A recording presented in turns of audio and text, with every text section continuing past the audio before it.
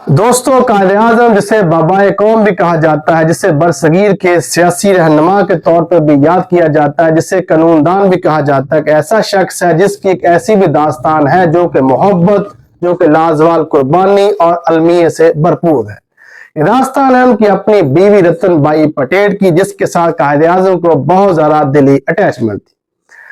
रतन by जो है, जिसे रति पटेल भी कहा जाता है, सन 1900 में बरसगीर के शहर मुंबई में पारसी मजहब के खानदान में पैदा होती है। उसके फादर का नाम दिनशा पटेल था, जो कि बहुत ही अमीर शख्स था और कपड़े की सनत से वाबस्ता था। रति बाई उस दौर में जदीद मलबूसात पहनती थी। रति बाई को उस दौर में मौसीकी के साथ, शायरी के साथ, अदब के साथ, सियासत के साथ, कानून के साथ बहुत ज्यादा दिलचस्पी थी। दोस्तों, रति बाई और कायदे आज़म की पहली मुलाकात सन 1916 में मुंबई शहर में एक सियासी तकरीब में होती है। उस वक्त कायदे आज़म की जो उम्र थी वो 40 बरस थी और रति बाई की उम्र उस वक्त 16 साल थी। उस सियासी तकरीब में रति बाई ने कायदे आज़म से बहुत ज्यादा सवाल किए थे और रति बाई कायदे आज़म के जो जहानत, उसकी लियाकत और उसकी फसाहत और बलागत से बहुत ज्यादा मुतासर हुई थी। उसके बाद रति बाई जो है बार बार कायदे आज़म के पास जाती और सियासी सवालात करती और कानूनी सवालात करती और कायदे आज़म उन सवालात के जवाब दिया करते थे। फिर आहिस्ता आहिस्ता रति बाई और कायदे आज़म में मोहब्बत परवान चढ़ने लगी। जब दोनों में मोहब्बत परवान चढ़ गई तो एक दिन कायदे आज़म ने रति बाई के बाप दिनशा पटेल, जो कि कायदे आज़म के बेस्ट फ्रेंड भी थे, उसके पास गए। उसे कहा, दिनशा पटेल, आपका क्या ख्याल है, क्या दो मुख्तलिफ मज़ाहब के लोग आपस में शादी कर सकते हैं? इस हवाले से आपका क्या पॉइंट ऑफ व्यू है? तो दिनशा पटेल ने कहा था, बड़ी अच्छी बात, अगर दो मुख्तलिफ मज़ाहब के लोग आपस में शादी कर ले तो दोनों मज़ाहब के लोगों में हार्मनी बढ़ेगी, दोनों मज़ाहब के लोग आपस में करीब आएंगे। इसके बाद कायदे आज़म दिनशा पटेल से कहा, क्या ख्याल है अगर मैं आपकी बेटी रति बाई से शादी कर लूं? जब ये कायदे आज़म ने कहा तो दिनशा पटेल का जो रंग था लाल पीला हो गया और तलह कलामी भी हुई। उसके बाद जो दिनशा पटेल था उसने अपनी बेटी को घर में बंद कर दिया, कैद कर दिया और कायदे आज़म से मुलाकात पर पाबंदी लगा दी। लेकिन रति बाई ने कहा था कि मैं शादी करूंगी तो कायदे आज़म से करूंगी, उसके अलावा मैं किसी से भी शादी नहीं करूंगी। उस वक्त जो रति बाई की उम्र थी 16 साल थी।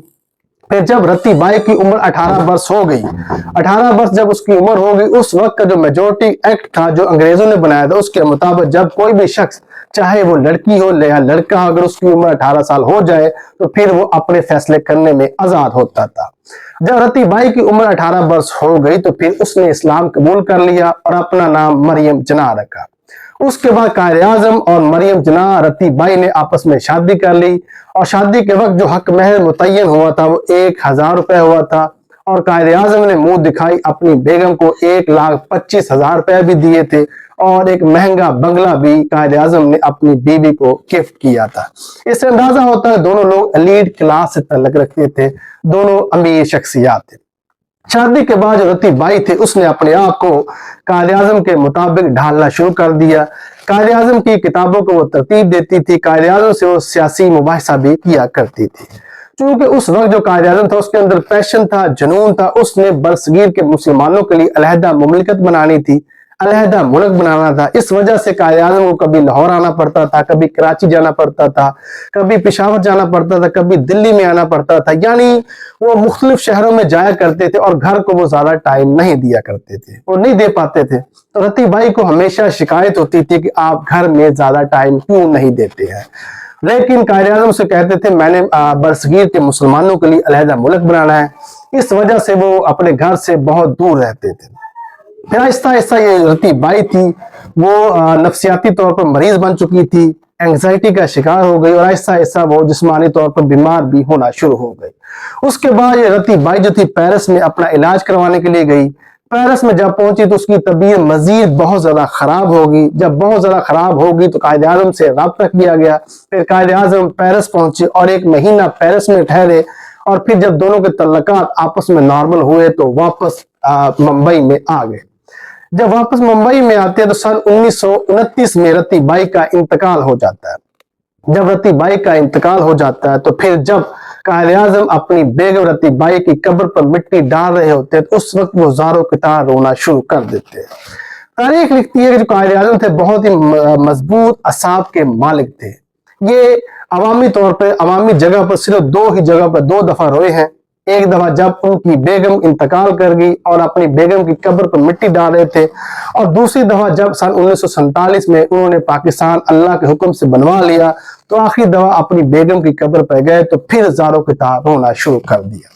दोस्तों, ये वो कहानी है कायद आज़म की अपनी बेगम के साथ मोहब्बत की लाजवाल कहानी है। दोस्तों, कायद आज़म ने अपनी जाती जिंदगी की कुर्बानी जो दी है मुसलमानों के लिए दी है। दोस्तों, ये जो उनकी जाती जिंदगी की कुर्बानी है वो सिर्फ और सिर्फ कायद आज़म ने बरसगीर के मुसलमानों के लिए अलहदा मुमलिकत बनाने के लिए दी है। ये जो बड़े बड़े लीडर होते हैं जो मुल्क कौम के लिए कुछ कर जाते हैं, बाज़ दफा उनकी जो घरेलू लाइफ जो होती है बड़ी डिस्टर्ब होती है। अपनी घरेलू लाइफ की कुर्बानी देकर ही वो जो है कुछ बड़ा करने में कामयाब होते हैं।